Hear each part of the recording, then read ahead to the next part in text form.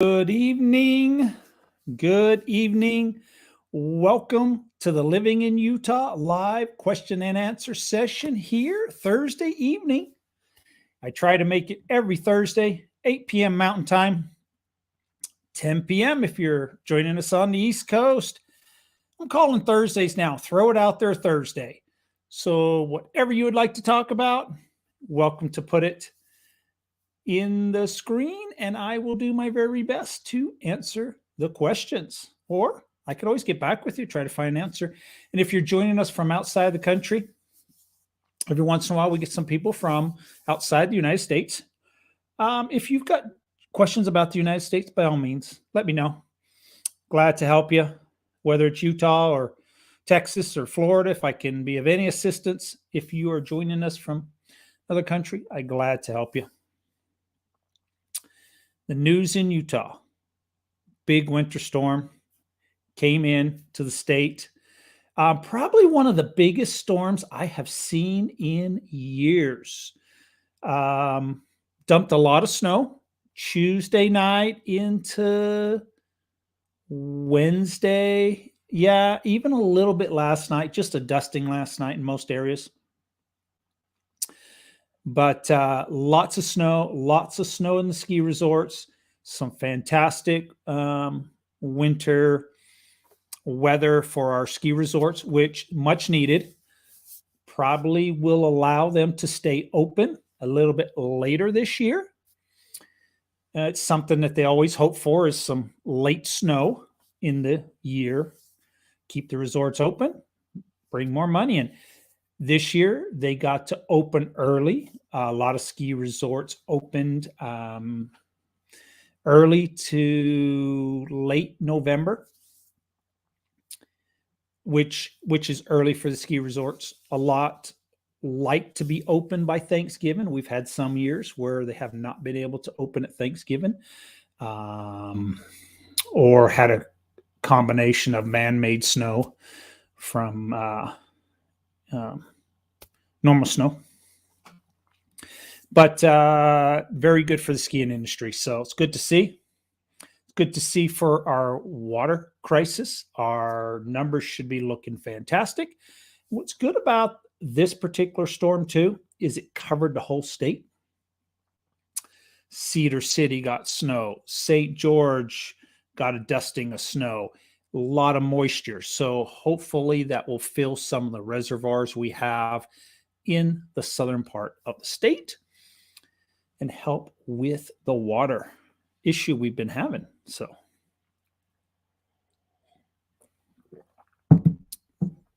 if you are in the state of Utah,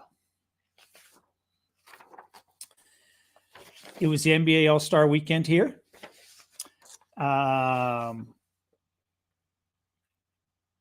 So there's a player. His name's Damian Lillard.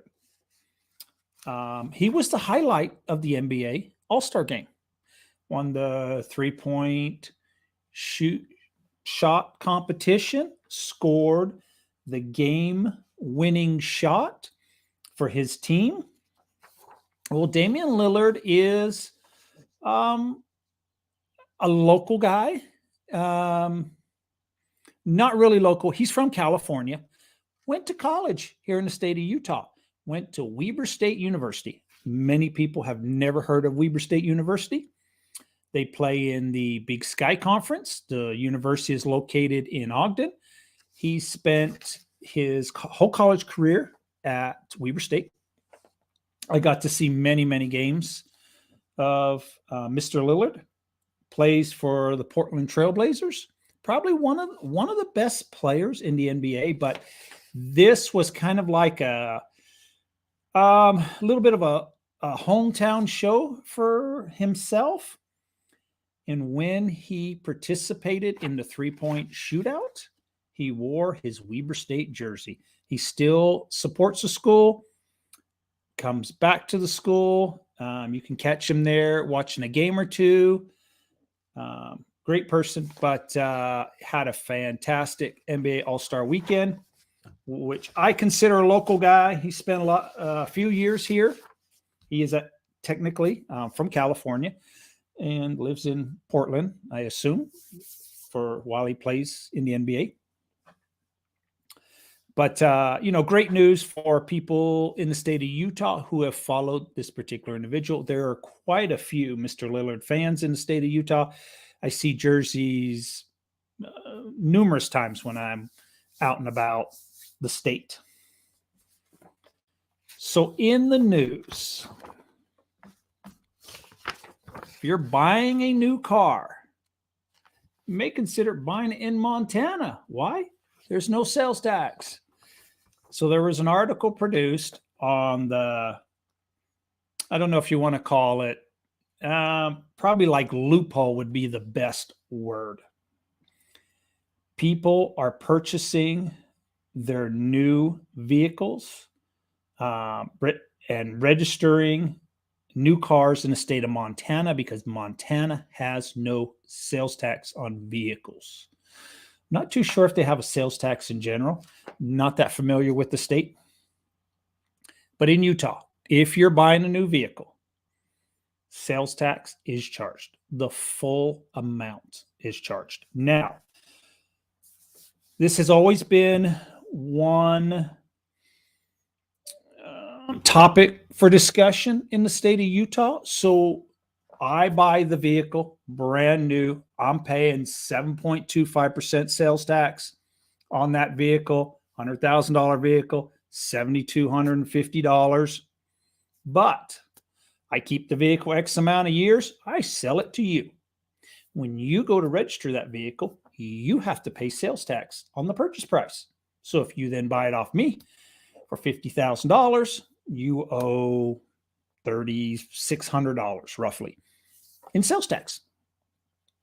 Some people feel in the state of Utah, it's a double taxation or triple or quadruple. When you take the lifetime collection on a vehicle on sales tax, it could add up to a lot of money. Depends how often the vehicle is sold, bought, resold, But every time that you do purchase a vehicle, you pay sales tax. So basically, it's not just on new vehicle purchases. Even a used vehicle, you pay sales tax on. So many people in Utah are not big fans of that. But that's how we do it in the state of Utah. So it collect a lot of money. So people are doing is they are registering their vehicles, their new cars in Montana, not paying sales tax. So that was the article. So was Governor Cox serious when he told Californians not to move to Utah? Yeah, good question. I think he was serious. But I guess I'm not going to try to defend it. There was a few things that he said. I don't think it was probably said in the best way. Let's put it that way. Sometimes when we say things, it's not quite what we mean 100%. But he did say that maybe Californians should not move to the state of Utah. Maybe what they should do is fix some of the problems they have in their own state. And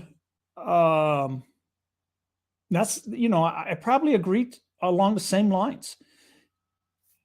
Many people who have moved from California or are considering moving from California is due to things that are going on in the state of California. So it's not particularly, a variety of things, whether it's political, whether it's taxes, immigration, you name it. It has caused people to move. So he did say that, maybe they should fix some of the problems in their own state. So I guess that's defending him a little bit. But yeah, what he said was it it, I guess, came off a little bit in the wrong way, but I don't think he has anything against Californians. I think he was trying to just make the point that, um, maybe they should fix particular issues that they have in their own state.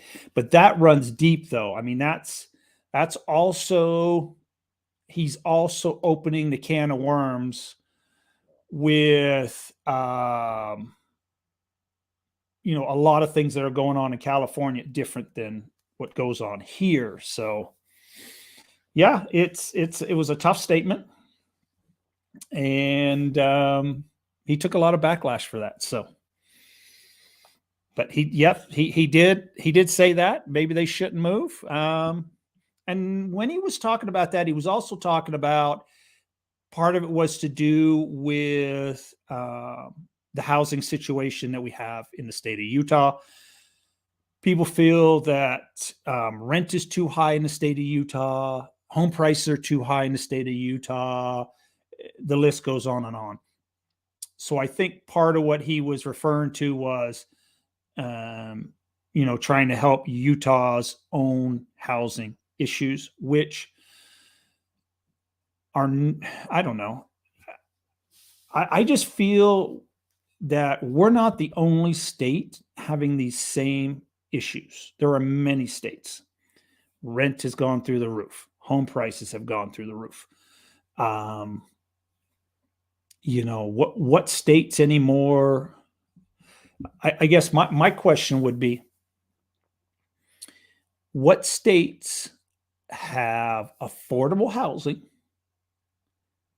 and have well-paying jobs, good paying jobs, jobs in industries that people want to be in, like the tech industry, the defense contractor industry, government jobs, military jobs, the list goes on. So I think you, regardless of where you go, some of the better paying jobs, or however you would like to phrase that, sometimes also comes with a higher cost of living. So those areas, so like Silicon Valley in California, property around that area is very, very expensive. It's one of the leading places in the state of California for some of the highest paying jobs, probably be my guess.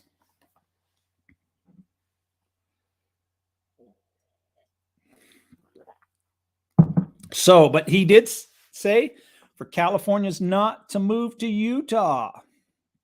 He did make that statement.